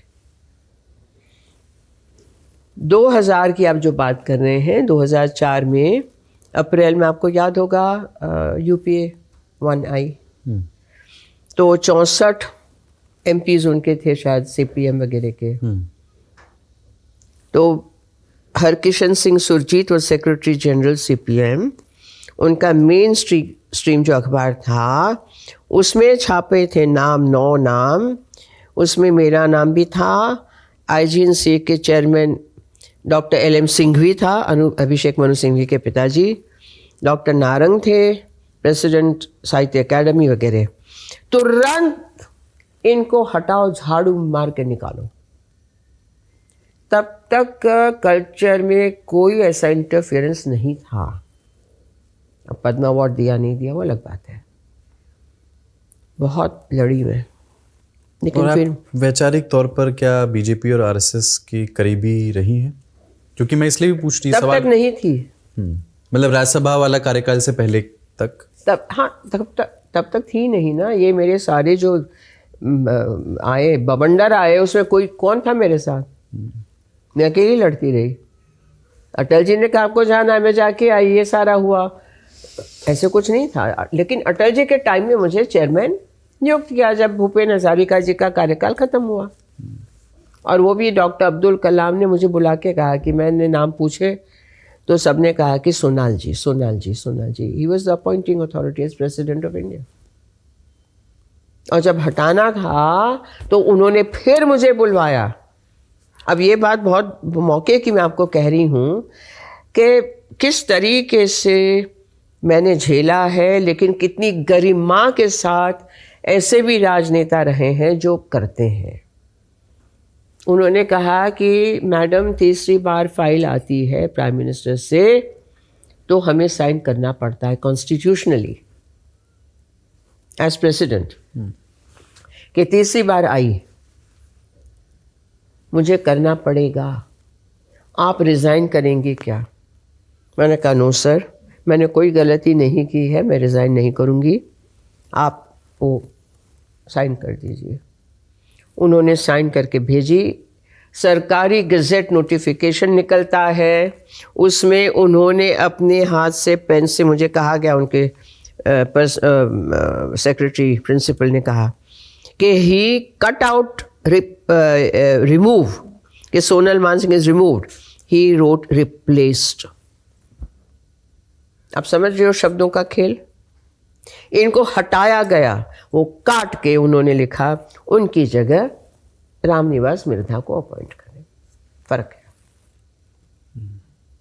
ये सारा मैंने सहा है। आपका राज्यसभा का कार्यकाल अभी जस्ट खत्म हुआ है, जून में खत्म हुआ, जुलाई में। तो आपने महिला आरक्षण की बात वहाँ कही, आपने एक स्पीच, आपने प्रधानमंत्री को शुक्रिया भी कहा राम मंदिर के लिए। अभी आप भारतीय जनता पार्टी की मेंबर हैं? अच्छा, आप मेंबर हैं। हाँ, मैंने सोच समझ के, इन द सेंस के आउट ऑफ ग्रैटिट्यूड, पहली बार एक डांसर, एक नृत्यांगना, नृत्यकार को नॉमिनेट किया गया, मनोनीत किया गया राष्ट्रपति के द्वारा, बहुत बड़ी बात है। और मेरे पहले कलाकार कौन थे? पंडित रविशंकर, लेकिन नृत्य में पहला। तो मैंने धन्यवाद दिया कि आपने पूरी बिरादरी का सम्मान किया है, और मैं पार्टी ज्वाइन कर लेती हूँ, मुझे क्या फ़र्क पड़ता है। एक बहुत बड़ी बहस है, मुझे पता नहीं हम उसको कितना यहाँ कितना हिस्सा उसका कवर कर पाएंगे, पर दो तरह की धाराएं हैं जी। कई लोग ये मानते हैं कि कला जो है वो सिर्फ कला के लिए होनी चाहिए जी, और कई लोग ये मानते हैं कि कला का भी अंतिम उद्देश्य राजनीति ही है। राजनीति यानी किसी तरह का सामाजिक परिवर्तन को इग्नाइट करना, शुरू करना, यानी वो एक तरह से राजनीति हुई।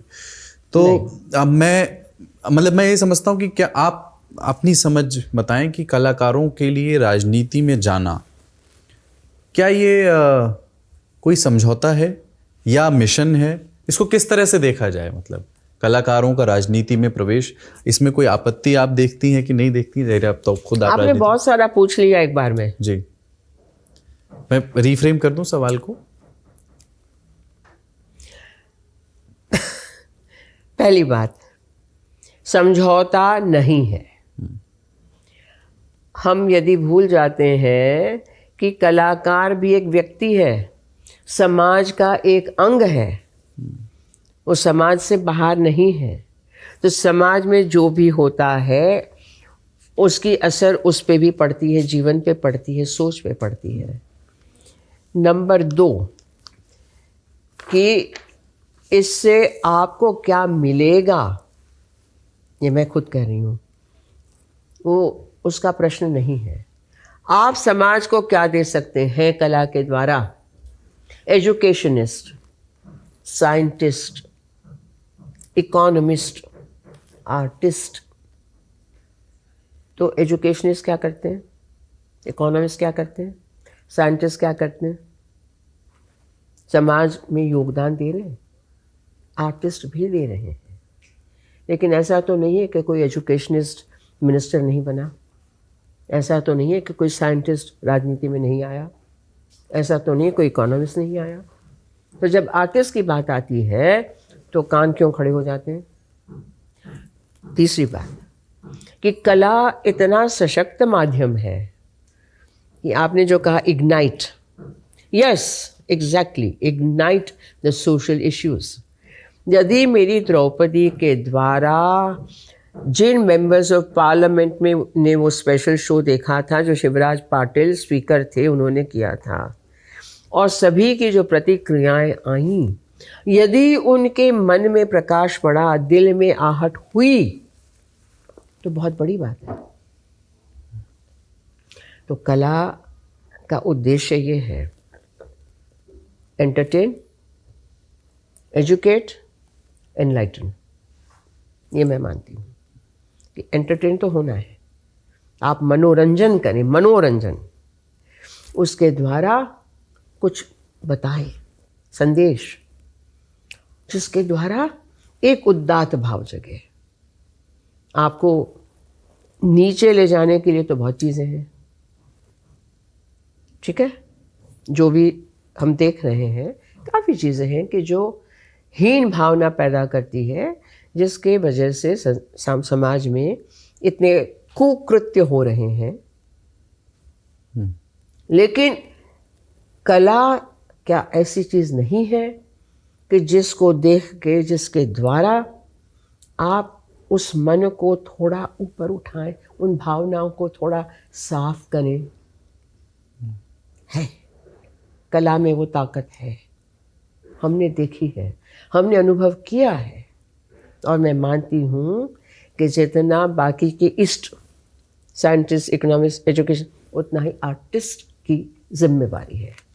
उसके लिए यदि राजनीति, ऐसा देखिए, मैं राजनीति नहीं करती हूँ, मैं कला नीति करती हूँ, मैं कला नीति करती हूँ, राजनीति नहीं करती हूँ, मैं एक्टिव राजनीति में नहीं हूँ। तो एक बार यदि मेंबर ऑफ पार्लियामेंट बन गए तो वो धब्बा क्यों लग जाएगा, वो लेबल क्यों चिपकाया जाएगा? तो ये भी एक जो ट्रेंड बना है उसको थोड़ा सा समझना पड़ेगा कि अपने कार्य क्षेत्र में रहते हुए आप ये भी कर सकते हो, आप उसका उपयोग इसके लिए भी कर सकते हो। ठीक है, मैं जल्दी से सोशल मीडिया पे हमारे जो व्यूअर्स ने सवाल आए, 2-3 वो देता हूँ, संक्षेप में आप उनका जवाब दे दीजिए। संक्षिप्त में दूंगी, बिल्कुल। राजीव कुमार हैं हमारे व्यूअर, उन्होंने पूछा है कि एक्टर्स तो काफ़ी संगीत सुनते रहते हैं, लेकिन क्लासिकल डांसर्स अपना वर्क लाइफ बैलेंस कैसे करते हैं? आई एम श्योर आप भी संगीत सुनती ही होंगी, नहीं? बहुत सुनती हूँ। हाँ, किस तरह का संगीत? शास्त्रीय, कंटेम्पररी, फिल्मी, वेस्टर्न। वेस्टर्न का मतलब not only hip hop and not only Justin Bieber and Rihanna, but also the classical western, folk. खुद गाती हूँ, गुनगुनाती हूँ, मेरी कथा, नाट्य कथा में मैं खुद गाती हूँ। 3 सितंबर को हो रही है हैबिटेट में कृष्ण कथा, ये तो खुद गाती हूँ, अभिनय करती हूँ, बताती हूँ, तो बैलेंस तो बढ़िया हो जाता है। मैं तो हमेशा कहती हूँ कोई प्रॉब्लम है, गुनगुनाओ, उसमें बह जाएगा। कुसुम शर्मा ने पूछा है कि बिरजू महाराज को लेकर के अगर आप कुछ कहना चाहें या उनसे कोई मुलाकात का कोई किस्सा हो। बहुत बार मुलाकात हुई, हमारा बहुत एक स्नेहिल भाव था, और महाराज जी और हमारे में बस 2-3 वर्षों का अंतर है। वो कथक में, हमारे उसमें क्षेत्र में, तो बहुत ही रिस्पेक्ट से वो हमारा कार्यक्रम देखते थे, मैं उनका देखती थी। उनके संस्था के कार्यक्रमों में मैं बुलाई गई, मैंने अपने कार्यक्रम उनको भी बुलाया, तो बड़े कलाकार। आशुतोष कुलकर्णी पूछ रहे हैं कि क्लासिकल संगीत या नृत्य को करियर के रूप में कैसे आगे बढ़ा सकते हैं, और क्या इसमें इतना धन है कि जीवन यापन हो जाए? सॉरी, हाँ, धन आप चाहें तो कमा सकते हैं, और मेरी तरह बेवकूफ़ रहना चाहते तो रह सकते हैं, लेकिन समाज के लिए कुछ करके जाते हैं। हाँ, बिल्कुल कर सकते हैं, नो प्रॉब्लम। करण शर्मा ने पूछा है कि प्रधानमंत्री नरेंद्र मोदी से अपनी मुलाकात के बारे में कुछ बताइए, और ये भी कि क्या भविष्य में किसी तरह के पद को लेकर के कोई बातचीत चल रही है? पूछा है उन्होंने। अच्छी बात है, बहुत अच्छी बात है, पूछा तो कम से कम आपके माध्यम से कहीं ये बात उड़ेगी। मुलाकात प्रधानमंत्री नरेंद्र मोदी जी से पहली बार मुलाकात हुई उन्होंने याद दिलाया कि जब वो जनरल सेक्रेटरी बीजेपी के बन के आए थे तो मैंने उनको चाय पे बुलाया था, मुझे याद नहीं था। वो कहा मैं तुम्हारे घर आवे छु चाय पीबा। उसके बाद कोई मुलाकात नहीं, बातचीत नहीं। उसके बाद वो सीएम थे, जब उनका नाम प्रपोज हो चुका था तो हमारे गुजराती भाई बहन जा रहे थे, कुछ हमारे मित्र, तो कहा सोनल बेन तमें पण चालो, तो हम भी गए 2013 में। हाँ, लेकिन ऐसा कुछ, यानी हम लोग पूरी टोली थी और कुछ थी। और लेकिन जब 14 में वो प्रधानमंत्री बने तो मैंने काफ़ी कोशिश की मिलने की 2 महीने तक। उसके बाद मैंने एक उनको पत्र लिखा, मैंने कहा मैं इतनी कोशिश कर रही हूँ, मुझे अपॉइंटमेंट नहीं मिल रहा है। दूसरे दिन फ़ोन आया कि आप आ जाओ। तो मैं गई और 1 to 1 अच्छी आधा घंटा बात हुई, बस। उसके बाद नहीं, उसके बाद फिर सदन में। चलिए, बहुत शुक्रिया, आपने समय दिया। मैं जाते जाते यही पूछना चाहता हूँ कि एक जो हमारी जनरेशन है, जो जिसमें धीरज की बहुत कमी है, और ये जो लोक कलाएं हैं, शास्त्रीय कलाएं हैं, उनको कंज्यूम करने के लिए जिस तरह का धीरज चाहिए, कंज्यूम मतलब ख़राब शब्द का प्रयोग कर लिया मैंने, बट उसको देखने के लिए, उसको ग्रहण करने के लिए जिस तरह का धीरज चाहिए, वो धीरज नहीं है। आप अपने इंस्टीट्यूट में भी जाती हैं, वहाँ बात भी करती होंगी, तो उसके लिए कैसे तैयार किया जाए? मान लीजिए कुछ पेरेंट्स ये देख रहे हैं और उनके बच्चे में उन्हें लगता है कि संभावना है एक शास्त्रीय कलाकार होने की, तो उसके लिए जो मानसिक तैयारी है वो कैसे शुरू हो? ये बहुत अहम सवाल है, बहुत अहम सवाल है, और पूछा जाता है बार बार। इसकी कोई एक गुटकी नहीं है, लेकिन बच्चों को अट्रैक्ट करे, यानी पहले तो होता है ना, जैसे आपने भी खुद कहा कि पहले कुछ अट्रैक्ट हो तब जाके आप उनको पकड़ सकते हो, लेकिन पहले ही दम में वो कह रहे नहीं नहीं नहीं नहीं। तो कोई ऐसी बात जो, अब मैं सिंपल बात कह रही हूँ, यो बेबी यो, तो कहते हैं हाँ गुरुजी, तो क्या हो गया, और ऐसे या ये dude cool, they can't make 2 and 2 4। मैंने कहा क्या हो गया, मैं भी कर सकती हूँ, मैं भी मॉडर्न डांस कर आपको 2 स्टेप अभी दिखा दूंगी, दिखाइए। तो यू बिकम देयर फ्रेंड। ऊपर से बात करना नहीं, टुगेदर। उसके बाद आप उनको कहिए कि भाई थोड़ा ये भी कर लो, अच्छा रहेगा, मन को शांति मिलेगी, कंसंट्रेशन होगा, ओम का उच्चारण करो, नहीं ओम पसंद है तो खाली अपनी आवाज़ को सुनो, कान बंद करके सुनो, या पेड़ के एक पत्ते को देखना शुरू करो और पत्ते पे कितनी नसें हैं देखो, या देयर आर 100 डिफरेंट वेज। आप जो धैर्य कह रहे हैं, धीरज, वो सबसे कठिन शब्द है। आज भी मुझे लगता है कहीं कहीं अभी तक हुआ नहीं, कब होगा।